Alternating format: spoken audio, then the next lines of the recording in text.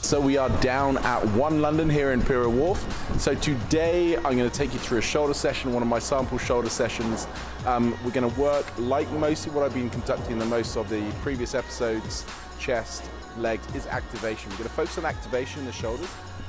Myself, I've always kind of come from a past of heavy ass lifting, big compound movements. They're great for shoulder press, and they're great for building mass, muscle mass, and overall kind of maximum strength in the shoulders.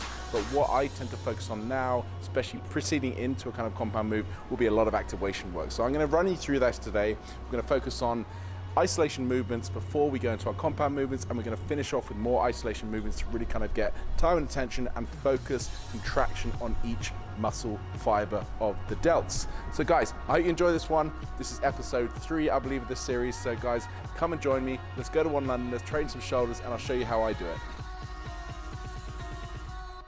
Okay guys, so I'm going to start off the session with some rotator cuff work.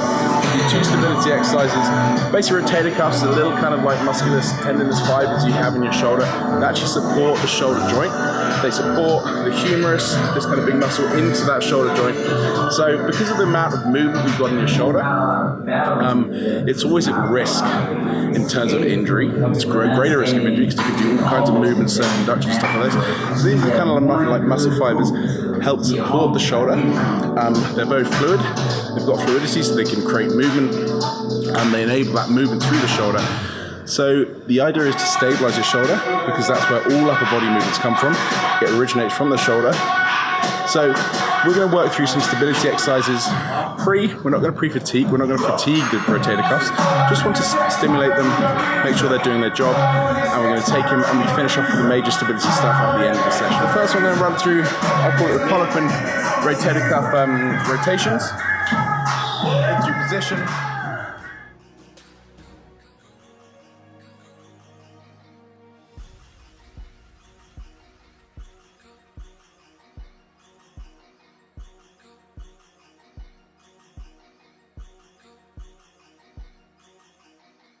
Exercise. Now we're going to do another part that helps stabilize the shoulder, the scapulars. There's little shoulder plates through there. You may notice when you ever look at someone, or when you're ever doing like an exercise yourself, if your shoulder blades are constantly moving right out, they seem to come out from your body, that means your scapulars are winging. Okay, that means you've got a lack support through your shoulder joint. You need to stabilize those shoulders with things like lateral, dominant exercises, things like this. Stuff that I'll probably go into a later episode, but for now, this is also a shoulder stability, so we're going to focus on the rotator cuffs, also scapular stability as well. So I'm going to show you this. It's called a scapular push-up.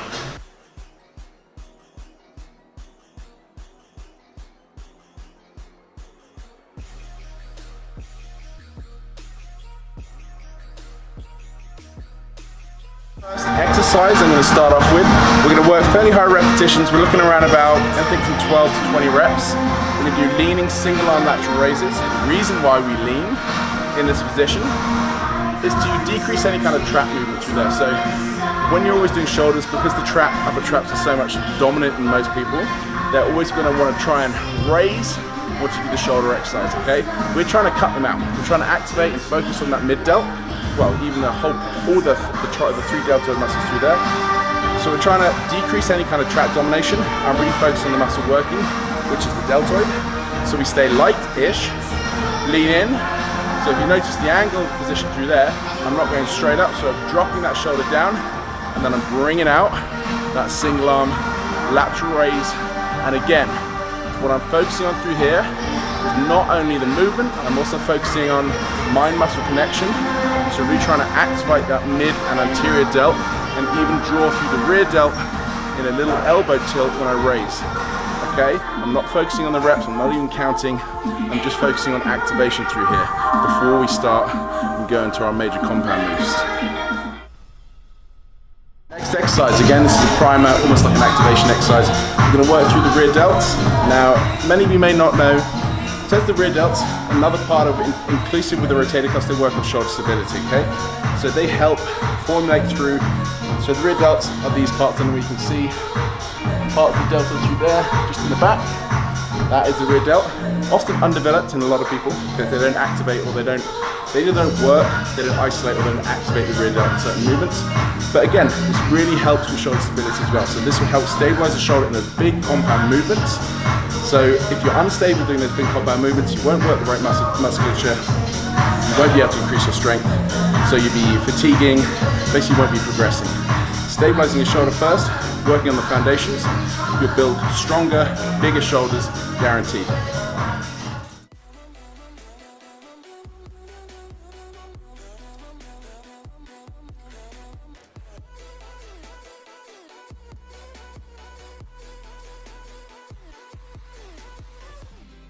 Exercise I'm moving is going to be on the seated shoulder press machine. I like this machine, although it's from Techno Gym, not my favourite brand. It is a great piece of kit. I try and work through pairs just because it's a slightly more stable exercise to start from my compound rather than barbell. I find a lot of tricep activation, I fatigue quickly through my unstable shoulder. So we're going to start off with this. We're going to work progressive overload, so I'm going to start off fairly light. I'm not going to hit my 10 run. We're looking around about 8 to 12 reps. We're given that, I'm not going to say exactly 10 reps because I could do 8, I could do 12, I could do 13. We're going to increase the weight each time. We're going to hit 5 sets. I'm going to finish up on a maximum of around about, we're looking at 3 or 4 plates. I'm looking to try and fatigue around the 7 to 8 repetition mark. So no supersets, just bang out, heavy loading, get it done. Most exercises, whether it be press, pull, whatever.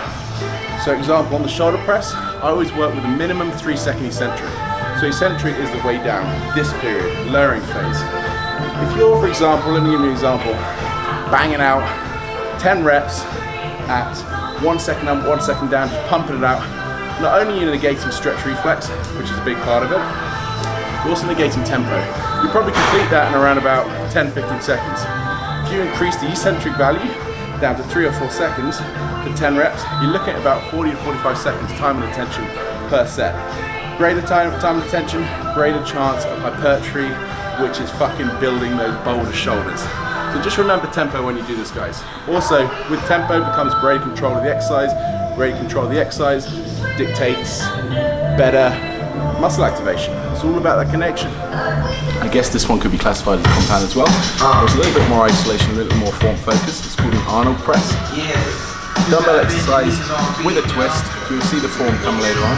It's great, again, increasing time and tension with this one. So there's no real let up in terms of where the anterior delts and front delts are hit. You can really focus on form. Again, you probably have to decrease the load a little bit if you're a heavy overhead pressing with dumbbells. But it's a great exercise, form that's the whole capture of the shoulder and really focus on that anterior delt, which gives that base to a shoulder. We're now going to hit a regular dumbbell press. I'm going to hit a wrist tilt. What does a wrist tilt? You'll see the form later on. What does it do? It decreases a little bit of tricep activation. So tricep is the secondary muscle, the back muscle, you're going to be working to press up. You tilt the wrist in slightly, pop that wrist, decreases a little bit of tricep activation, therefore increasing the tension to the anterior delt, which we're trying to work. And because this is a drop set, we're doing a different exercise, we're getting greater time and attention of those Boulder shoulders to fucking build some mass. First exercise, I guess, of the isolation.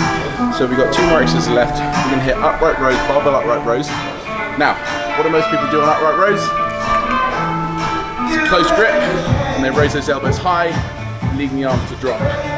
Good exercise, not too bad. For me, it's a little bit too trap dominant. I'm going to show you another variation with a slightly wider grip, keeping your wrist locked.